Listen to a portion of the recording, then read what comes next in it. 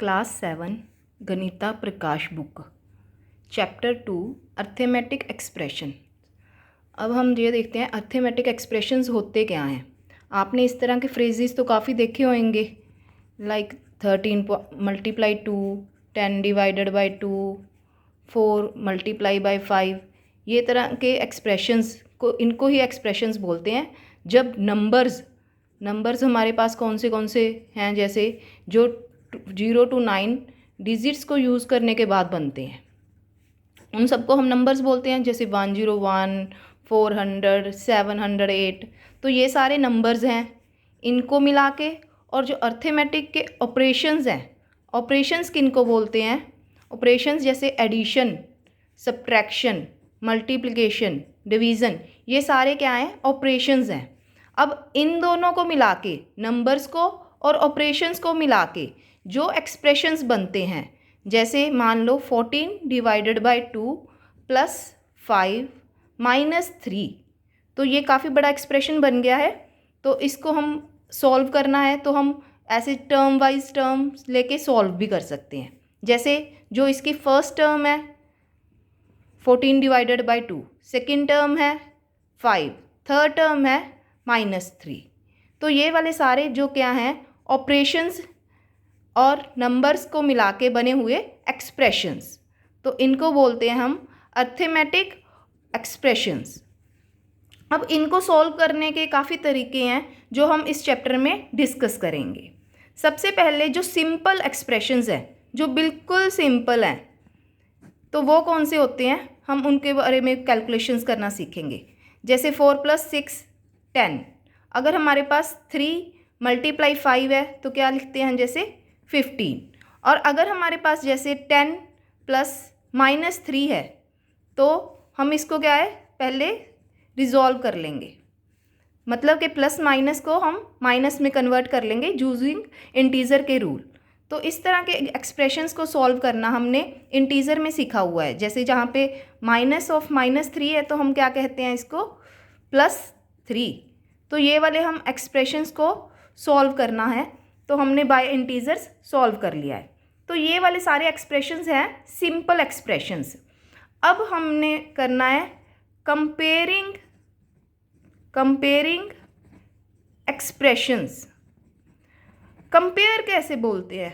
Compare किसको बोलते हैं? कंपेयर होता है कि कोई टर्म किससे बड़ी है, टर्म्स को ग्रेटर में चेक करना कि कोई किसी टर्म से छोटी है या फिर उसके इक्वल है। तो जैसे मान लो हमें ये वाला एक्सप्रेशन दिया हुआ है, ये लेफ़्ट साइड है और ये एक्सप्रेशन हमारे पास राइट साइड पे पड़ा है। तो हम इसको क्या करेंगे? सॉल्व करेंगे पहले। तो जो वैल्यू आ जाएगी उसके अकॉर्डिंग हम बता सकते हैं कि बड़ा है कौन सा छोटा है। मान लो यहाँ पे कितना आया? 10 - 3 7। और यहाँ पे कितना आया? 11 - 2 9। तो हमें पता चल गया ये वाला एक्सप्रेशन क्या है? बड़ा है। हम इसको सिंपल वे में भी कर सकते थे। यहाँ पे देखो जो ऐड हो रही है टर्म वो क्या है? 6। जहाँ पे जो ऐड हो रही है वो टर्म क्या है? 7। तो यहाँ पे जो एडिशन वाली टर्म है वो बड़ी है और जहाँ पे जो सब्ट्रैक्शन हो रही है टर्म वो बड़ी है।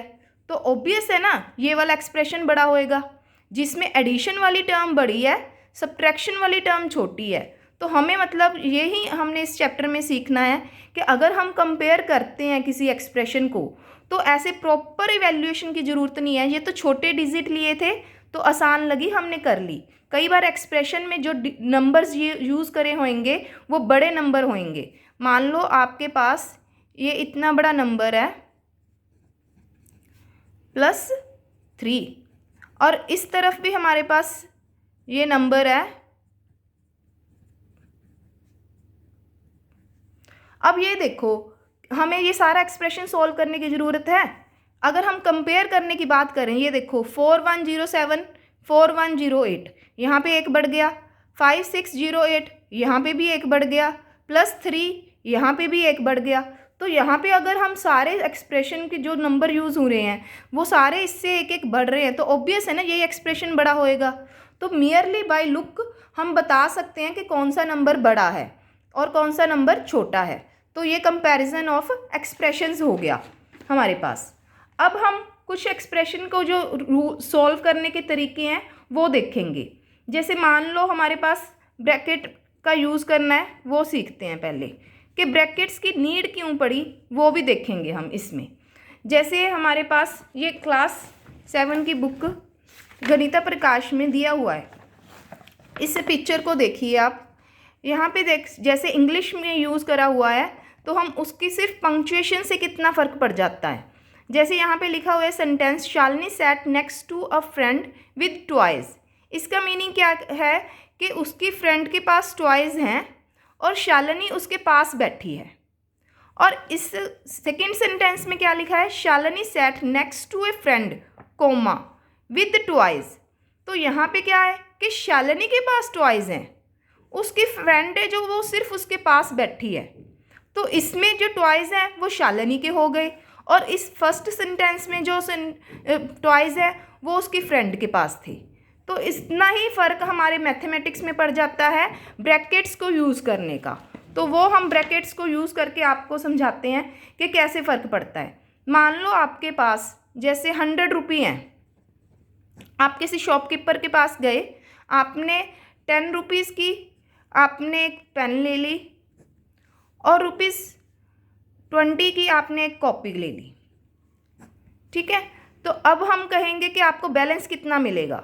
अगर आप बैलेंस ऐसे लिखते हो कि ₹100 माइनस 10 प्लस 20, कि आपके पास आपने क्या है जो 10 और 20 है वो सब्ट्रैक्ट कर दिए 100 से। तो अगर हमने ब्रैकेट के बिना यूज़ करे एक बार करा, 100 माइनस 10 कितना आ गया 90 प्लस 20 ये कितना आ गया 110। तो ये देखो आपने शॉपकीपर को 100 रुपये दिए थे और 110 आंसर आ रहा है, तो ये पॉसिबिलिटी है? Not possible. और ये हुआ क्या, किस वजह से ये हमारा गलत आंसर आया है? ये विदाउट यूज़ ऑफ ब्रैकेट्स। अगर हम ऐसे ब्रैकेट यूज़ करते कि 100 माइनस 10 प्लस 20, जो करेक्ट है वो क्या होना था 100 माइनस 10 प्लस 20। तो हम जो हमारे पैसे खर्च हो गए, टोटल जो हमारा खर्च हुआ, टोटल एक्सपेंडिचर, हमने उसको अलग से पहले ऐड कर लिया, वो कितना आया 30। तो अब हमने 100 में से माइनस करा तो हमारा आंसर कितना आ गया 70। तो इट मीन्स ये होता है कि मैथमेटिक्स का कमाल कि आपको सही आंसर मिल जाता है अगर आप ब्रैकेट्स को यूज़ करते हो। तो इट मीन्स हमें standard of order of operations को मैटर करता है, हमने उसको यूज़ करना है प्रॉपरली। तो ब्रैकेट्स का यूज़ करना हमको समझ आ गया होगा स्टूडेंट्स। अब हम नेक्स्ट टॉपिक करते हैं कि एक्सप्रेशंस जो हैं वो सेपरेटेड आपस में कैसे होते हैं। जो एक्सप्रेशंस हैं पहले आपको अंडरस्टैंड करना पड़ेगा सेपरेट करने से पहले कि उनकी टर्म्स कौन सी होती हैं। जैसे मान लो एक एक्सप्रेशन मैंने लिख दिया यहाँ पे, तो ये देखो यहाँ पे कितने सारे सिंबल्स हैं। अगर एक हम वैसे सिंपली एक बच्चे से क्वेश्चन पूछें कि यहाँ पे कितनी टर्म्स हैं, तो वो एक 4 को टर्म ले सकता है, 3 को, 5 को, 4 को, 7 को, अकॉर्डिंग टू डिजिट्स काउंट कर सकता है कि ये 1 2 3 4 5, ये 5 टर्म्स होगी। तो हमने एक्सप्रेशन में जब हम अर्थमेटिक एक्सप्रेशन करते हैं तो टर्म्स को ऐसे काउंट नहीं करना है। तो टर्म्स काउंट करने का क्या तरीका है, जो मल्टीप्लिकेशन और डिवीज़न है वो अगर एक टर्म में आ रहे हैं तो उसको सिंगल टर्म ही काउंट करा जाएगा। जो टर्म सेपरेटेड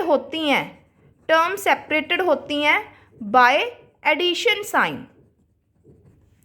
जो एडिशन का साइन है वो टर्म्स को सेपरेट करने में आपको बताएगा कि टर्म सेपरेट हो गई हैं। तो इस एक्सप्रेशन में अगर आपको टर्म्स बतानी है, जैसे 4 × 3 तो ये फर्स्ट टर्म काउंट होएगी, 5 तो ये सेकेंड टर्म काउंट होएगी, यहाँ 4 × 7 थर्ड टर्म काउंट होएगी। तो मतलब जो जहाँ पे प्लस आया यहाँ पे प्लस आया, तो इसने सेपरेट करा है टर्म्स को। तो इस एक्सप्रेशन में कितने टर्म्स हैं, first term, second term, third term. तो यहाँ पे कितनी टर्म्स आ गई, 3 टर्म्स। तो ये हमारे लिए है न्यू थिंग कि आपको सेपरेट कैसे करना है अर्थमेटिक एक्सप्रेशन में टर्म्स को। तो उसके बाद हमारे पास जैसे 1-2 एग्जाम्पल और कर लेते हैं एक्सप्रेशन 2 के हमारे पास टर्म्स को सेपरेट करने के दिखाने के लिए। जैसे हमारे पास ये तो हमारे पास एडिशन के लिए कर रहा था सारी टर्म्स, मान लो आपके पास सब्ट्रैक्शन आ जाती है, तो अब देखो मल्टीप्लिकेशन और डिवीज़न में तो हमने बता ही दिया वो एक सिंगल टर्म है, लेकिन अगर हमारे पास सब्ट्रैक्शन है तो हम कैसे रिकॉग्नाइज करेंगे कि वो टर्म्स कितनी है। तो पहले हम क्या करेंगे, इसको इस ढंग से लिख लेंगे, जो एडिशन का साइन लगा देंगे और जो -3 है उसको एक ब्रैकेट में ले लेंगे। तो अब देखो, अब ये first term, second term, third term, ये ओनली सब्ट्रैक्शन के केस में करना है कि सब्ट्रैक्शन के सेपरेट करने के लिए उसको एक ब्रैकेट में ले लेना है। तो अब ये भी टर्म्स कितनी हो गई, 3 टर्म्स। तो इस एक्सप्रेशन में भी 3 टर्म्स हैं। तो आपको हम अब मल्टीप्लिकेशन, डिवीज़न, एडिशन, सब्ट्रैक्शन अब आता है तो टर्म्स काउंट करनी आ सकती हैं। अब हमारे पास हमने क्वेश्चन करना है कि जो एक्सप्रेशन है, टर्म्स हैं, तो उसको सॉल्व कैसे करते हैं, हाउ टू सॉल्व एक्सप्रेशन। देखो अगर आपने टर्म्स रिकॉग्नाइज कर ली ना तो आधा काम तो वहीं हो गया सॉल्यूशन करने का एक्सप्रेशन को। जैसे मान लो अब ये एक्सप्रेशन ही था हमारे पास, एक्सप्रेशन 2, तो अगर आपने टर्म्स रिकॉग्नाइज कर ली ना तो सारे एक्सप्रेशन को अलग अलग सॉल्व कर लो। जो ऑलरेडी सिंगल डिजिट है, जैसे मान लो ये 10 है, ये तो ऑलरेडी सिंगल डिजिट है ना। ये सेकेंड वाली टर्म कौन सी है, 5 × 3, थर्ड टर्म कौन सी है, -3। तो इसमें जो किसी की वैल्यू नहीं निकली हुई तो वो कौन सा नंबर है, वो है जैसे ये वाला। तो 5 × 3 कितना आ गया, 15। तो first expression 10, second expression 15, third expression -3। तो अब हम फर्स्ट इन दोनों को सॉल्व करेंगे। 25 -3 तो कितना आ गया हमारे पास, 22। तो ये हमने how to solve an expression. एक सॉल्यूशन और कर लेते हैं एक्सप्रेशन का हम। जैसे मान लो ये आपको दिया हुआ है, तो ये वाली फर्स्ट टर्म, सेकेंड टर्म, ये थर्ड टर्म। हाँ, इसको अगर लिखना है तो हम जैसे उसको बोल रहे थे कि सेपरेट करना ज़रूरी है, तो हमने एक बार सेपरेट भी कर लेते हैं। तो अब फर्स्ट टर्म को सॉल्व करा हमने, सेकेंड टर्म को, फर्स्ट टर्म को सॉल्व करा 20, सेकेंड टर्म को सॉल्व करा हमारे पास 4, थर्ड टर्म -3। तो अब इन दोनों को ऐड करा 24 -3 तो 21। This is the answer of our expression third. अब हम करते हैं topic swapping and grouping. Swapping and grouping का क्या मतलब है कि किसी चीज़ को किस ऑर्डर में कर रहे हैं। स्वैपिंग तो आपकी बुक में बड़ी अच्छी एग्जांपल दी हुई है कि अगर हमारे पास जैसे यहाँ पे swapping the order of things in daily life. जैसे मान लो अगर आपके मदर आपसे बात कर रहे हैं तो आपको बोल रहे हैं कि कैप और शूज़ पहन लीजिए, तो आप किसी भी ऑर्डर में उसको करना चाहोगे तो आप कर सकते हो। तो आप क्या है, अगर आपको हैट पहनने का मन है तो पहले हैट पहन लेंगे, शूज़ पहनने का मन है तो शूज़ पहन लेंगे। इट डजेंट मैटर, मतलब कि ऑर्डर मैटर ही नहीं करता कि आप पहले क्या कर रहे हो। पर अगर आपको उन्होंने बोला है कि सॉक्स और शूज़ पहन लिए, तो ऑब्वियस वाली बात है कि पहले आप सॉक्स पहनोगे फिर आप शूज़ पहनोगे। तो इसी ढंग से कि मतलब कहाँ कहाँ ऑर्डर मैटर करता है, कहाँ कहाँ ऑर्डर नहीं मैटर करता, तो हम वो करेंगे। तो ऑर्डर, अब ऑर्डर हम मैथमेटिक्स में बात करेंगे। जो आपने जनरल लाइफ में करा था वो तो आपको इजीली समझ आ गया कि हाँ जी, शूज़ पहनने से पहले सॉक्स पहननी ज़रूरी हैं। तो अगर आपने और जो हैट और शूज़ वाली बात थी उसमें ऑर्डर मैटर नहीं करता। सिमिलरली जब शूज़ प्लस हैट की बात थी तो हमने कहा order doesn't matter. Similarly in mathematics addition में ऑर्डर डजेंट मैटर। आप 3 + 4 करो तो भी आंसर 7, 4 + 3 करो तो भी आंसर 7। तो ऑर्डर मैटर ही नहीं करता।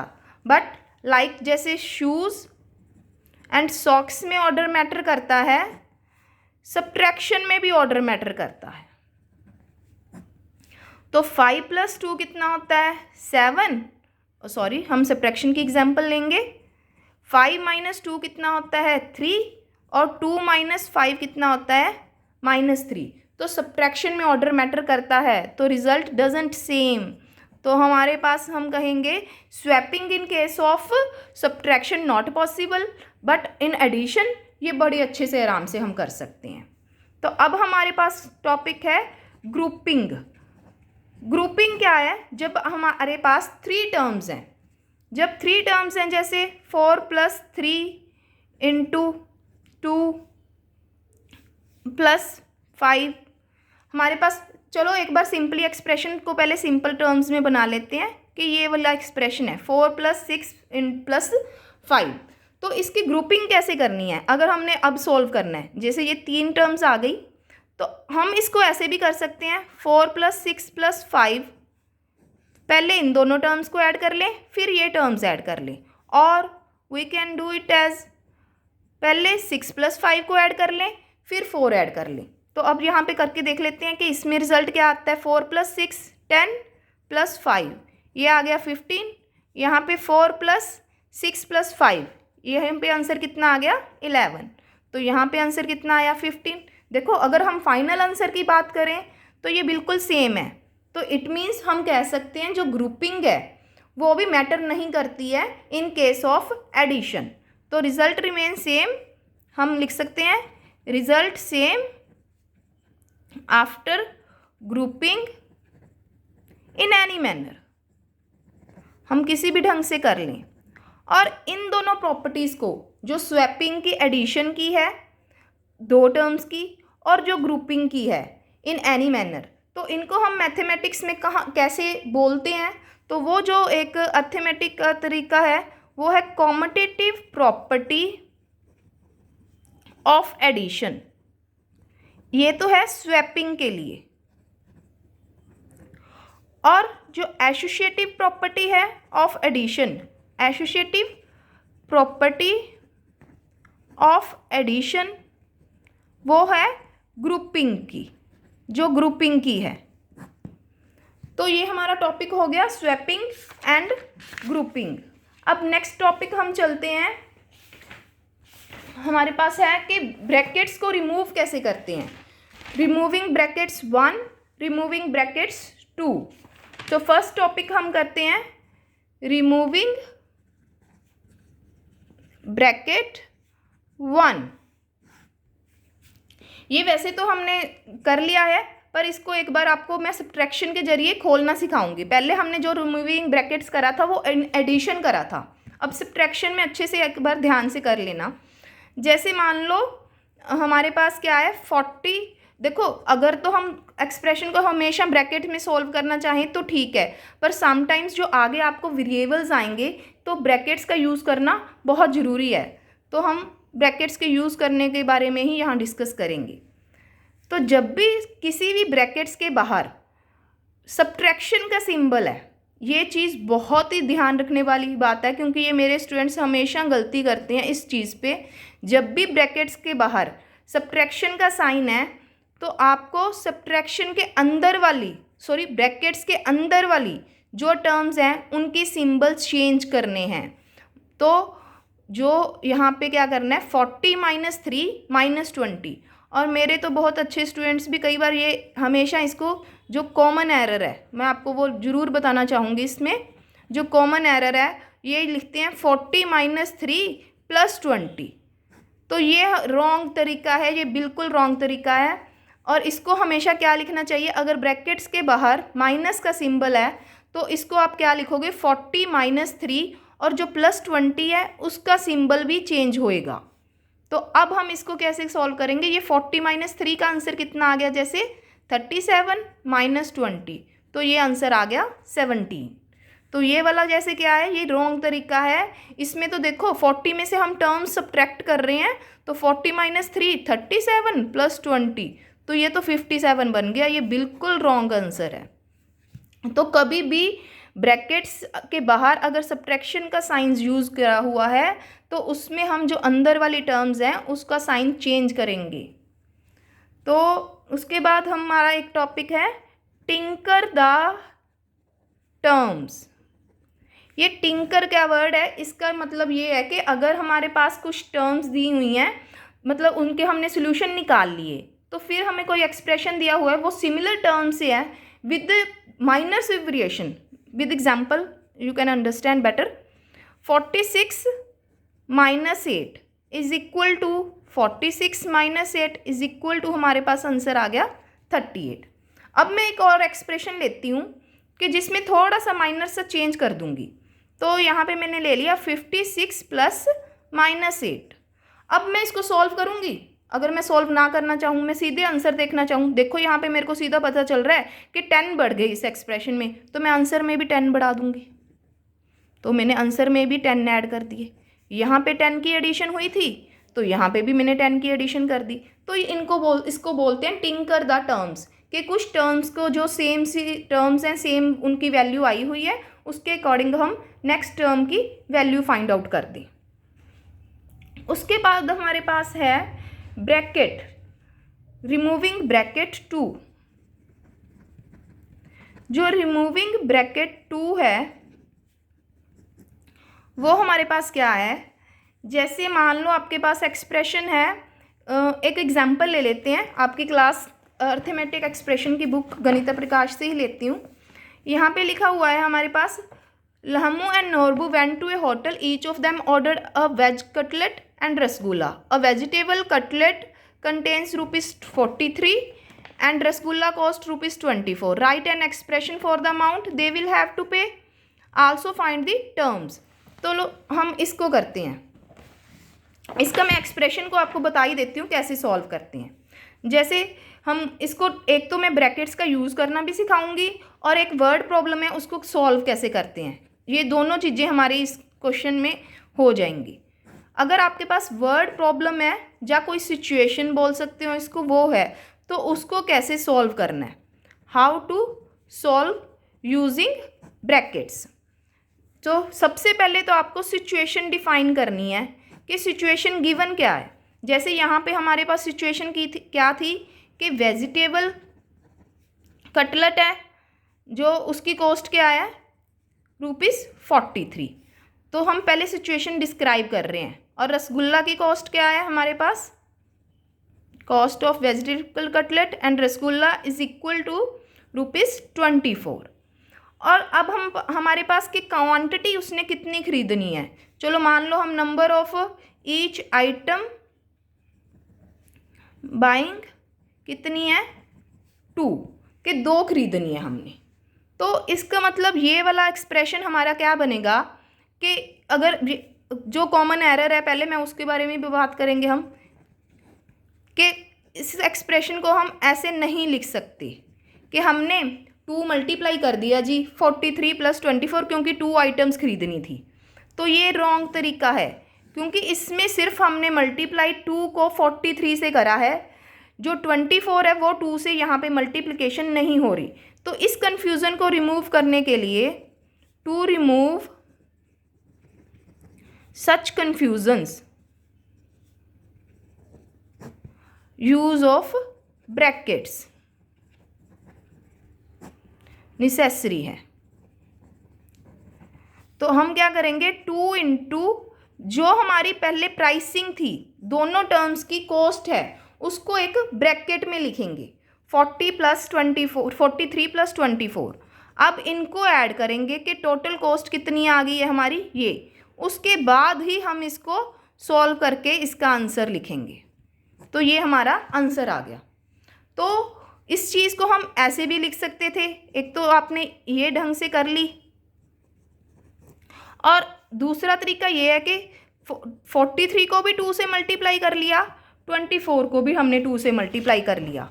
तो इसका हमारे पास आंसर कितना आता है कि इस एक्सप्रेशन में हमारे पास 6, 8 प्लस यहाँ पे कितना आ गया, 8, 4। तो इसका आंसर आ गया 134। सेम ही आंसर आएगा, आप इधर वे से सॉल्व कर सकते हो। और इसी प्रॉपर्टी को अगर हम मैथमेटिक्स में बोलते हैं तो यही प्रॉपर्टी होती है डिस्ट्रीब्यूटिव प्रॉपर्टी।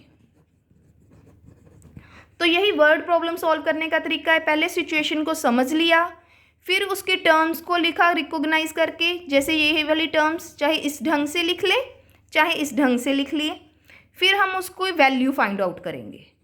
ये है उसकी वैल्यूएशन। इसको अगर हम इसको मार्क्स करना चाहें, सेकंड था रिकॉग्नाइज टर्म्स। आपके लिए मैंने नोट्स बनाए हैं, वो नोट्स मैं आपको सेंड कर दूंगी। एक बार इस वीडियो के जरिए आप सारा टॉपिक समझ लीजिए, जब आप पोस्ट में डालती हूँ तो वहाँ पे नोट्स बने हुए हैं बिल्कुल क्लियर, आप वहाँ से देख सकते हो। तो रिकॉग्नाइज टर्म्स, ये डिस्ट्रीब्यूटिव प्रॉपर्टी थी। तो इसी तरह से हमारा ये वाला टॉपिक भी फिनिश हो जाता है। हमारा बस सिर्फ एक लास्ट टॉपिक रह गया है, वो है tinker the terms part 2। Tinker the terms part 2, इसमें आपको एग्जाम में क्वेश्चन पक्का आएगा जो टिंकर द टर्म पार्ट 2 है। तो इसके मैं आपको 2-3 क्वेश्चंस भी करवाऊंगी और एक पहले मैं आपको इसका मतलब समझा देती हूँ with in help of an example. Okay, तो एग्जाम्पल 17 आपकी गणिता प्रकाश बुक से ही ले रही हूँ मैं। पेज नंबर है 41। तो यहाँ पे आपको गिवन है 53 into 18 is equal to 954। Find out 63 into 18। तो गिवन इंफॉर्मेशन जो है हमारे पास ये है, फाइंड आउट हमने ये करना है। तो पहले 63 को हम ब्रेक कर लेंगे। ये ब्रेक क्यों करेंगे? क्योंकि हमने 53 का यूज़ करना है भाई, जो हमें गिवन इंफॉर्मेशन है उसका यूज़ करके हमने इसकी इजीली वैल्यू फाइंड आउट करनी है। तो मैंने 63 को मैं ब्रेक कैसे कर सकती हूँ? 63 को मैं 53 + 10 लिख सकती हूँ। तो अब हमारे पास ये वाला एक्सप्रेशन क्या बन गया? 53 + 10 इंटू 18। तो 53 इंटू 18 + 10 इंटू 18, इसकी वैल्यू हमारे पास इजीली हमारे पास गिवन है, तो हमने इसकी वैल्यू पुट कर दी। तो अब हमारे पास ये एक्सप्रेशन की वैल्यू आ गई इतनी। तो सिमिलरली हमें इन्होंने 3 दी हुई हैं जो एक्सप्रेशन मैं उनको भी आपको सॉल्व करके बताना चाहूँगी, क्योंकि इस एग्जाम्पल में जो था वो तो गिवन इंफॉर्मेशन थी, हमने उसको यूज़ कर लिया। उसको ब्रेक करने के लिए हमें पता चल गया था कि ऐसे ब्रेक कर लेंगे तो ईजी है। पर अगर हमारे पास इस तरह के उन्होंने 3 एक्सप्रेशन दिए हुए हैं इसी पेज पे, पेज नंबर 41 गणिता प्रकाश क्लास 7 की बुक। तो अब मैं इसको क्या ब्रेक करना चाहूँगी? 100 - 5 इंटू 8। तो अब मैं इसको देखो, जो भी आपके पास ना नियरेस्ट जो टेंस, हंड्रेड्स इस तरह की वैल्यू होती है, आप उसके साथ ब्रेक करा करो, तो आपके पास वहाँ पे कैलकुलेशन करनी बहुत इजी होती हैं। तो इसलिए तो अब मैं इसको 100 इंटू 8 माइनस 5 इंटू 8, जो 8 है दोनों के साथ मल्टीप्लाई होएगा। इसी को बोलते हैं डिस्ट्रीब्यूटिव प्रॉपर्टी। डिस्ट्रीब्यूटिव प्रॉपर्टी मैं एक बार लिख भी देती हूँ। जो आपकी मैथमेटिक्स की डिस्ट्रीब्यूटिव प्रॉपर्टी है वो क्या है? a + b इंटू सी। तो a को पहले c से भी मल्टीप्लाई करेंगे, बीच में एडिशन का साइन है तो बीच में एडिशन का साइन रहेगा, a इंटू सी। तो हमारे पास जो b इंटू सी, तो पहले हमने a को c के साथ करा, फिर b को c के साथ करा। तो ये हमारी डिस्ट्रीब्यूटिव प्रॉपर्टी है। तो अब हमारा आंसर क्या आ गया? 800 - 40, तो ये आ गया 760 आंसर। बी पार्ट में आंसर क्या है? 104 इंटू 15। तो इसको हम क्या लिखेंगे? 100 + 4 इंटू 15। तो 100 इंटू 15 + 4 इंटू 15, तो ये आंसर इसका कितना है या 1500 + 60। दोनों एक्सप्रेशन को ये हमने करा था ना, ये वाली टर्म्स हैं और फिर इसकी वैल्यू निकालेंगे, फिर हम एडिशन करेंगे। ये तो सिंगल टर्म्स है। हम अरिथमेटिक एक्सप्रेशंस में सबसे पहले हमने टर्म्स रिकॉग्नाइज करनी और उनकी वैल्यू फाइंड आउट करनी सीखी थी। मैं वही प्रोसेस यूज़ कर रही हूँ। तो ये हमारा आ गया 1560 आंसर। थर्ड हमारे पास 40 इंटू 50। देखो 50 तो ऑलरेडी 0 में है तो मैं उसको तो नहीं छेड़ूंगी, तो हम इसको ही ब्रेक करेंगे 50 - 1। तो ये हम 50 इंटू 50 - 1 इंटू 50, तो ये कितना आ गया? 2500 - 50, तो 2450 ये आंसर आ गया मेरे पास। तो इसी के साथ हमारा ये वाला सारा चैप्टर ख़त्म होता है। वर्कशीट्स और जो नोट्स हैं वो मैं सेंड करती रहती हूँ। आप मेरा चैनल सब्सक्राइब कर लें तो उसमें आपको सारी इन्फॉर्मेशन मिल जाएगी जो भी हमने यहाँ पे करा है। तो यहाँ पे जब वीडियो करते हो तो वीडियो में सिर्फ लेक्चर सुना करें और इसको सिर्फ समझने की कोशिश करें। Thank you, students.